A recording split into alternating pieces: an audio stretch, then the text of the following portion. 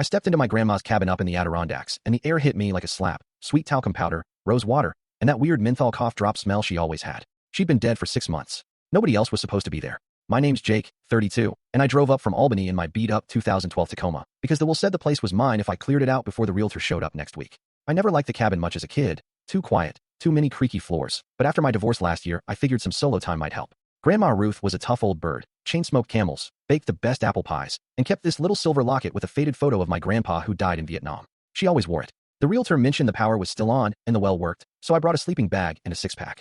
My buddy Mike texted me right before I lost signal. Don't do anything stupid, man. That place gave you nightmares when we were teens. I laughed it off. The first night was fine. I hauled boxes of old National Geographics and yellowed curtains down to the truck, sweat soaking my flannel, even though it was only September 2018. The cabin smelled stronger after dark, like she was still sitting in her rocking chair by the wood stove. I found the locket on the nightstand in her bedroom, chain tangled like she'd just taken it off. I pocketed it without thinking, figuring I'd give it to my mom later. Around 2 a.m., I woke up to the sound of rocking, slow, steady creaks right outside my door. I froze, heart hammering, telling myself it was the wind. When I finally checked, the chair was still, but the locket in my pocket felt warm, almost hot against my thigh. The next day things got worse. I was dragging an old trunk across the living room when I heard humming, Grandma's favorite hymn, Amazing Grace, but off-key the way only she sang it after her stroke. I spun around and the kitchen radio clicked on by itself, static crackling before the same hymn poured out clear as day.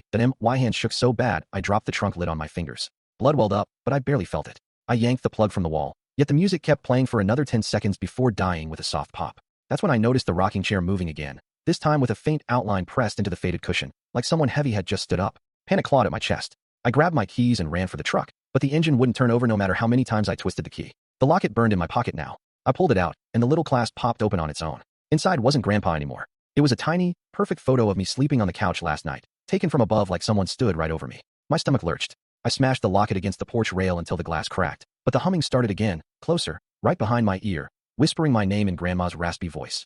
Jakey, you left me here all alone. I whirled around and saw her, pale, thin, wearing the same pink housecoat she died in, standing in the doorway with empty eyes. She smiled with too many teeth and reached for me with hands that ended in long yellow nails. I screamed and bolted into the woods, branches whipping my face, lungs burning as I ran blind toward the main road miles away. Hours later, a ranger found me stumbling along the highway, barefoot and bleeding, babbling about my dead grandma. They towed the truck and searched the cabin. Everything looked normal. No radio music, no moving chair, no locket on the porch. Just my sleeping bag and half-drunk beers. The ranger said animals probably got in and knocked stuff around. But when I got home and checked my phone, there was a new photo in my camera roll I never took. Grandma's smiling face pressed close to mine while I slept on that couch. Timestamp 3:17 a.m. I sold the cabin the next week for whatever the realtor could get. Some nights I still wake up smelling talcum powder and rose water, hearing that off-key hymn. I keep the cracked locket in a drawer I never open. Part of me wonders if she's still waiting up there for someone to come home.